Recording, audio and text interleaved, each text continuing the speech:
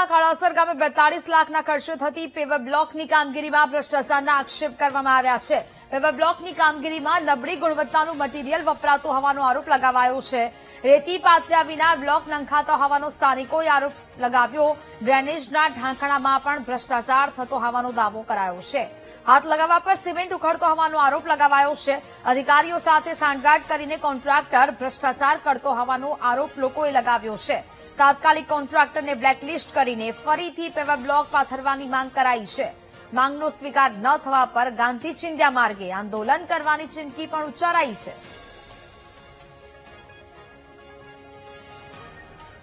તાલુકામાં જ્યારે કામગીરી કરવામાં આવે છે, ચેકડેમની હોય, રોડ રસ્તાની હોય, ત્યારે ભ્રષ્ટાચાર સિવાય બીજી કોઈ વાત આવતી નથી। લોકો પરેશાન છે।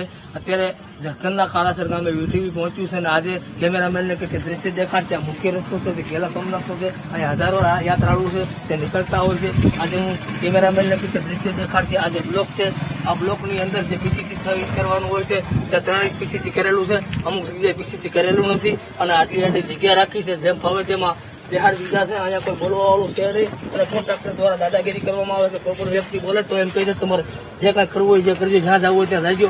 આ નબળી કામગીરીને લઈ અને કોઈ પણ વ્યક્તિ બોલે છે ત્યારે એમની સાથે દાદાગીરી કરવામાં આવે છે। ના જો કેમેરામેનને કંઈક દેખાડશે આજે બ્લોકની નબળી કામગીરી છે અને અહીંયા કોન્ટ્રાક્ટર છે તે માથા ભારે છે અને અનેક વખત રજૂઆત કરવા છતાં ગામ લોકોને આ લોકો જવાબ આપતા નથી। ત્યારે આપણે ગામ લોકો સાથે વાત કરશું કે આજે શું કહેવા માંગો છો કે 42 લાખના ખર્ચે તમારા ગામની અંદર પેવર બ્લોકનું કામ કરવામાં આવ્યું છે, તો તમારી નબળી કામગીરી ચાલે, તમે પણ રજૂઆત કરી, શું કહેવા માંગો છો? એ અમે કોન્ટ્રાક્ટરને વારંવાર કીધું, બરોબર, એટલે એને એમ કીધું કે આવું જ કામ થશે, બરોબર। મેં કીધું 42 લાખનું કામ છે તો કે આવું થશે। મેં કીધું અમારા પબ્લિકના પૈસે કામ થાય તો કે આવું જ થશે, તમે જાવ ના જાવ। એને અમને એવો જવાબ આપ્યો। બીજી શું કામગીરી નબળી છે? આની રીતે પીસીસી કરવાનો ધૂળ નાખી, ધૂળમાં જ બધું ફિટ કર્યું છે।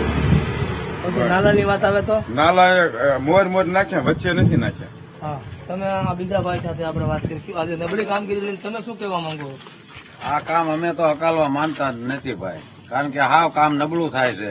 સારું કામ કરે તો અમે આગળ કાર્યવાહી કંઈક કરશું। શું કાર્યવાહી કરશો? આગળ લખિતમાં દઈશું અમે કે આ નો હાલે।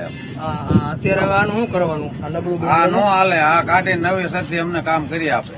આ તમારા ગામની અંદર વારંવાર કામ થતું નથી, આ કામ નહીં થાય તો શું કરશો? આવું કામ કરશો? આવું કામ અમે નહીં કરવી।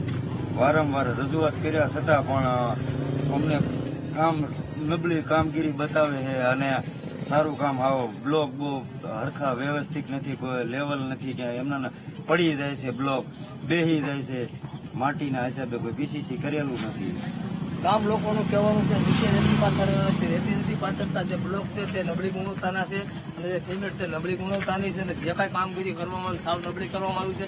જ્યારે વાત કરીએ નાલાની, તો જ્યાં 8 નાલા ફિટ કરવાના હોય છે ભૂંગળા, ત્યાં 4 ફિટ કરે છે, 4 ફિટ કરવાના 2 ફિટ કરે છે અને આ જે બ્લોક છે એમના બિહારી દેવામાં આવેલા છે। ગામ લોકોની રજૂઆત છે કે આ જે કામગીરી છે તે ફરીથી ઉઠલાવી નવી કરવામાં આવે, જો નહીં